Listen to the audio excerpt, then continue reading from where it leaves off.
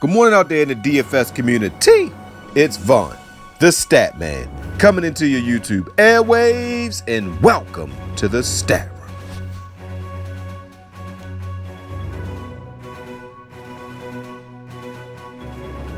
Everybody doing this wonderful morning.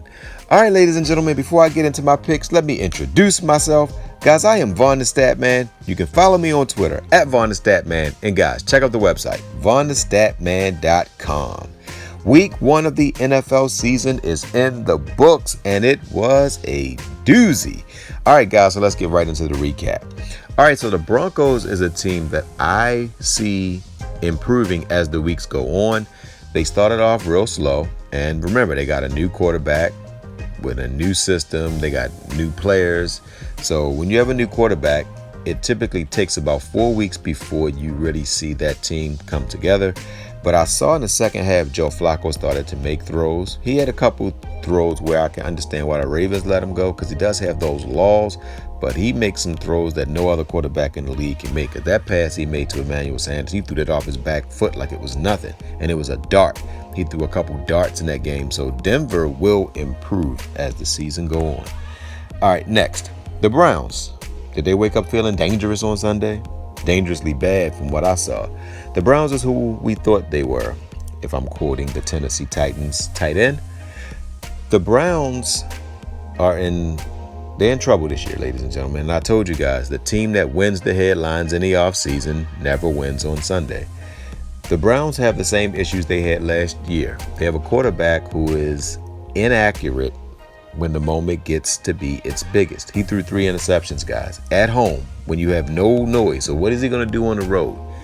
And Cleveland has one of the worst offensive lines in football from what I saw. Now, Odell Beckham, yes, he's a highlight reel and all of this. And now I understand why teams don't want number 1 receivers like Odell Beckham. He didn't cause any headaches or any problems, but those guys, the wide receiver position is a position that you don't need to have a star. You need somebody that can get open and run a crisp route. That's why the Patriots win every year. They don't have top-notch receivers, although they have Antonio Brown.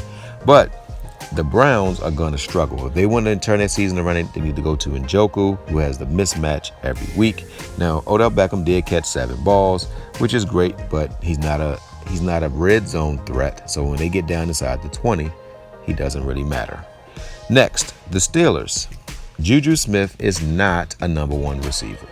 I don't care what nobody says, and I know he had 7 catches for 71 yards, but 4 of those catches came after the game was decided and New England was playing prevent defense.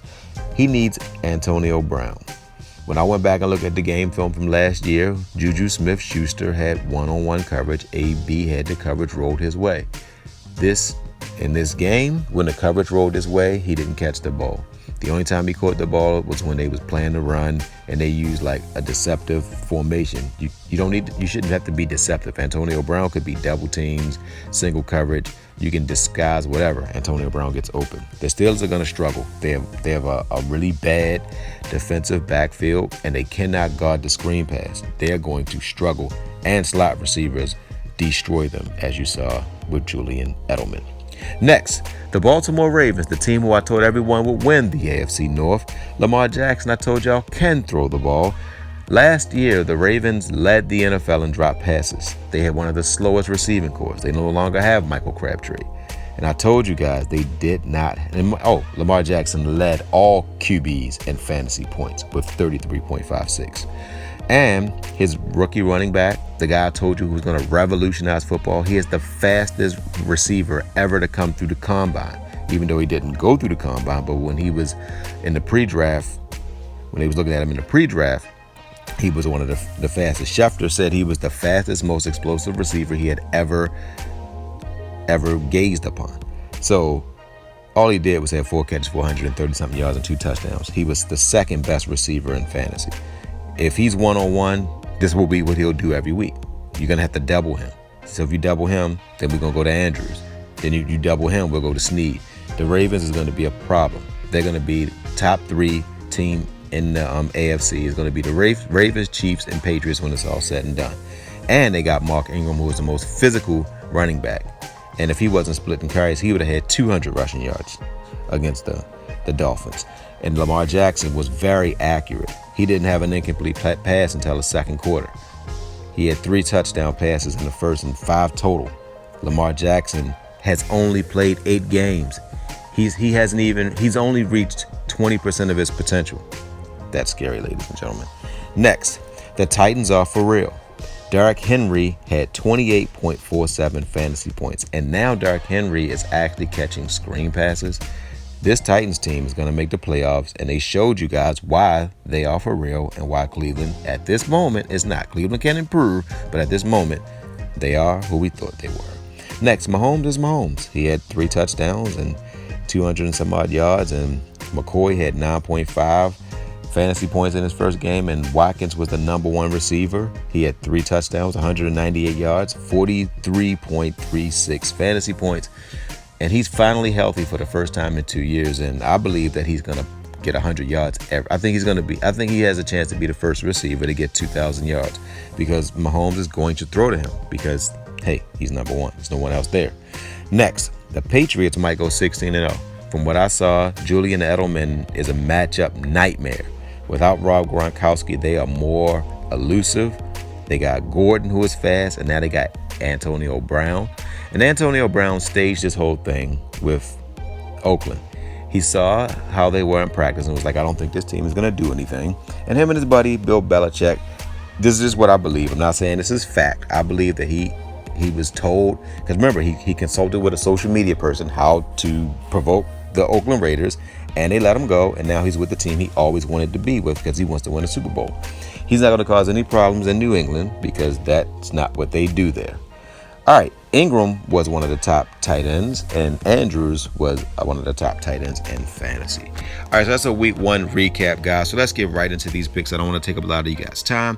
But first, any Stat Room member can get my season NFL for $100. If you are a Stat Room paid member for any of my other contests like MLB, then you get the NFL for $100. And we did well. We had 165, 166, and we also cashed on the Monday night slate. We did not cash on the 4 p.m. slate, but hey, 3 or 4 is not bad to start the week.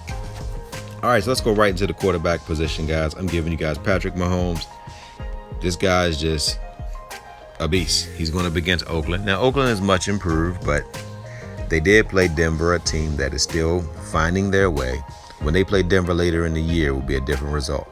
But Kansas City is not finding their way. They're a top 3 team in the AFC at this moment. So Mahomes should throw 3 touchdowns and 350 yards against Oakland. Next, I'm giving you guys Saquon Barkley. Now, Saquon Barkley is going up against Buffalo. Buffalo they've actually stopped the run well, but they don't guard screen passes well. Barkley's going to catch some screen passes, and Barkley is a beast. I don't care who he goes up against. He had a quiet week 1. He's not going to have a quiet week 2. So start Saquon Barkley.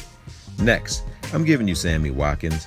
Yes, he's Mahomes' number 1 receiver, and he's not going to have 3 touchdowns, guys, so don't think he's going to have 3 touchdowns. But I do believe he'll have 5 catches for probably 120 yards and 1 touchdown. That's enough for 20-plus fantasy points. And last but not least, the boomstick play of the night is none other than Noah Fant. Now, this was the number 1 tight end in the draft. He's going home against the Chicago Bears. The Chicago Bears, they struggle in one area, and that's guarding the tight end position. As you saw with Green Bay, how the tight end scored a touchdown. Font will score a touchdown against Chicago, and no one will roster him because no one knows who he is. All right, guys, so that's it. You got Font, you got Watkins, you got Barkley, you got Mahomes. All right, guys, so that's it, guys. I am on to week 3. So, guys, don't forget to win-win. That means give people what they want so you can get what you want. And, guys, don't forget to think and ink. That means write it down so that way it can come true. And good hunting for week 2 of the NFL season.